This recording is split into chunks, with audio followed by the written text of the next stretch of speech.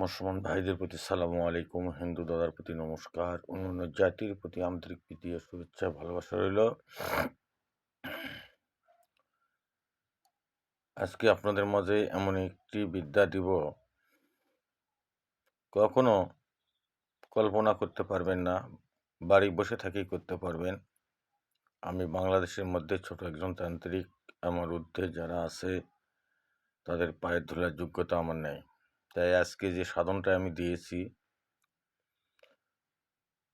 সেই সাধনটি যদি কেউ নিয়মিত 41 দিন পর্যন্ত করে, তার ফলাফল গুণাগুণ সে পাবে। আর কখনো সে খারাপ কাজ করতে চাইবে না, তার মন চাইবে না, তার বিবেক বুদ্ধি জ্ঞান আল্লাহ পাক দিবেন, খারাপ কাজে কখনো লিপ্ত হবে না। তাই আজকে বশীকরণটি আমি দিচ্ছি, বাড়ি বসে থেকে করতে পারবেন। হালাল জায়েজ কাজের জন্য করবেন। যদি কোনো ছেলে আসে না, স্ত্রীকে রেখে চলে যায়, সেক্ষেত্রে করবেন। বা কারো স্ত্রী যদি বাপের বাড়ি যায় না আসে, সেক্ষেত্রে করবেন। হাওড়া, মেদিনীপুর, বসিরহাট, নদিয়া, বালুরঘাট, তারপরে অন্ধ্রপ্রদেশ, এ সকল শিষ্যরা আছেন, আপনারা মন দিয়ে শুনবেন। আসামে যে শিষ্যরা আছেন মন দিয়ে শোনেন। আপনারা কাজ করবেন। বহু জায়গাত ঘুরেছেন, বহুত প্রতারণা হয়েছেন। আমি তেমন কিছু জানি না, আমার গুরু যেগুলো দিয়েছে আমাকে সেগুলো দিয়ে আমি কাজ করি। আমি কখনো টাকা পয়সার লোভে কাজ করি না, আর কখনো হারাম কাজে আমি লিপ্ত হই না। কোনো শিষ্য যদি আমাকে দান স্বরূপ কিছু দেয়, তাহলে সেটা আমি গ্রহণ করি। আপনারা বিশ্বাস না হলে আমার গ্রামে এসে শুনবেন, জানবেন। জানার পরে আমার কাছে বিদ্যা গ্রহণ করবেন। এবং যারা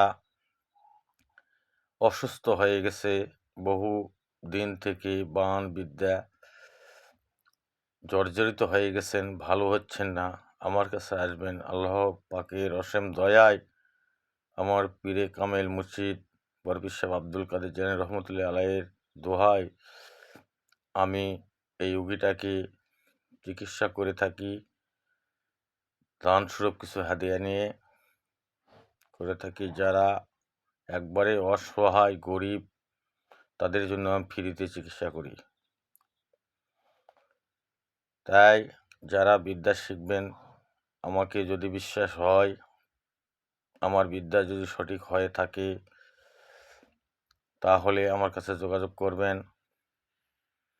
আমি মন্ত্রটি দিচ্ছি।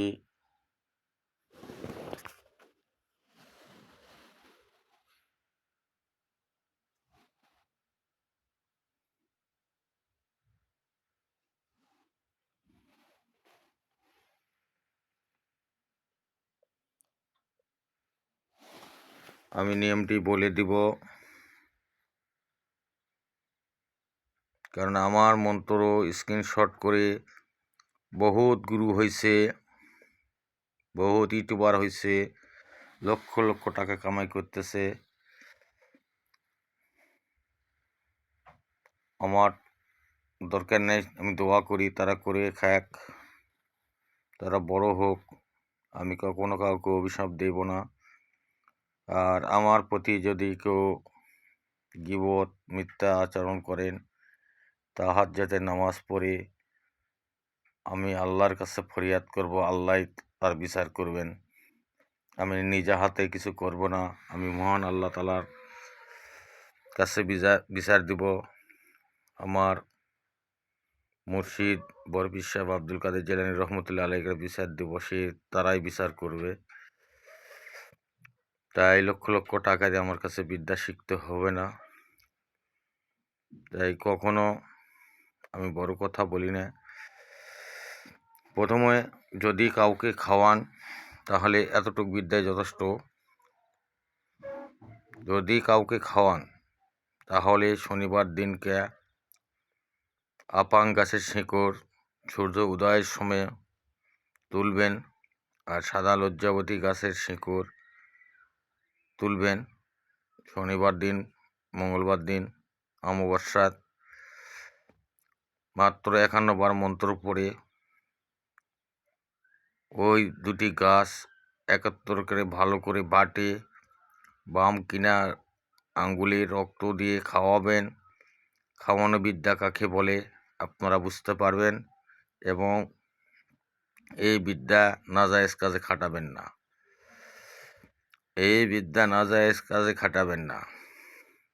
যারা আমার বড় বড় ওস্তাদরা আছেন তারা জানেন এই বীজ মন্ত্রর বিদ্যা কী জিনিস আর কতখানি শক্তি। তাই আমি তেমন কিছু জানি না, আমি বড় কথা বলি না। আর যারা চালানি কাজ করবেন তাদের জন্য আমি বলে দিই, একা এক ঘর আলাদা থাকতে হবে। যদি একই ঘরে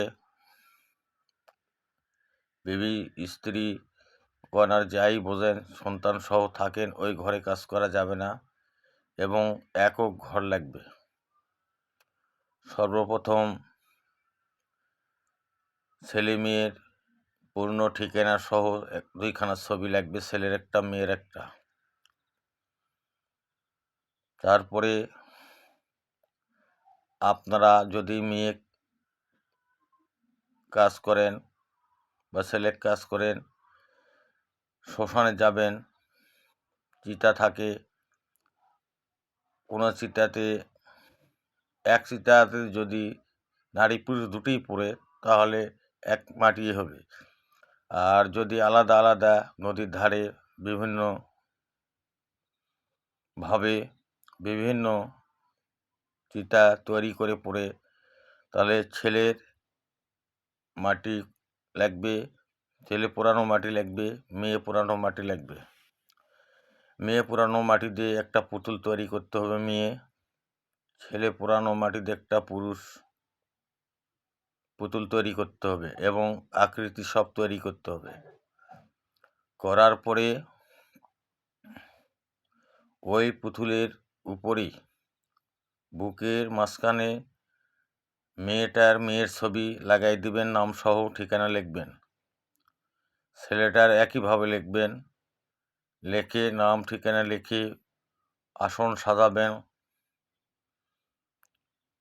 পূর্ণ আসন সাজাবেন। সাজাইয়া এই মন্ত্র 151 বার পড়তে হবে।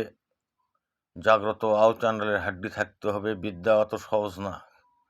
কেউ যদি বলে 3 কথায় বিদ্যা হয়, 3 কথায় মেয়ে আসে, ছুটে চলে আসে 1 মিনিটে 2 মিনিটে, বাবা আমার কাছে হয় না, আমার কাছে সাধনা যোগ্য করে কাজ করতে হয়। আর বিদ্যা এমন একটি জিনিস, বিদ্যা ইউটিউবে মন্ত্র পাওয়া যায় কিন্তু নিয়ম পাওয়া যায় না। তাই অনেক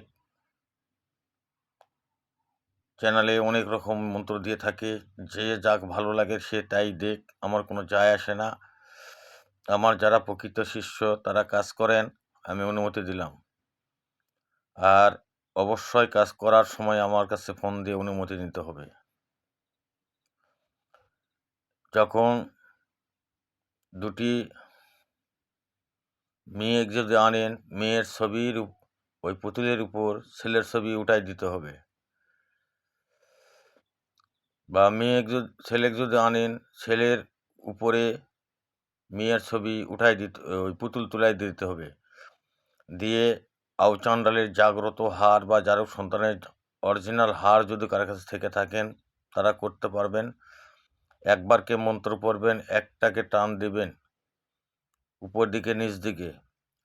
এইভাবে 151 বার মন্ত্র যখন পড়া হয়ে যাবে, এখানে কাপড় দিয়ে বাঁধতে হবে। বাঁধাইয়া ভালো করে বাঁধে ওই আসনে রেখে চণ্ডালের হাতটা ওই আসনের ওই 2 পুতুলের উপরে রাখতে হবে। কাছে হলে 24 ঘন্টা, দূর দূরান্ত হলে, দেশের বাইরে হলে 7 দিনের মধ্যে আসতে বাধ্য হবে। যদি গুরুর কাছ থেকে অনুমতি নেন আর বিদ্যার সাদগা দানস্বরূপ কিছু যদি গুরুকে দেন 100% গ্যারান্টি কাজ হবে। তাই বৃক্ষ তোমার নাম কি ফলে পরিচয়। আমি কখনো তাংভাং কথা বুঝি না, আর কখনো কারোতে হারাম গ্রহণ করার চিন্তা করি না।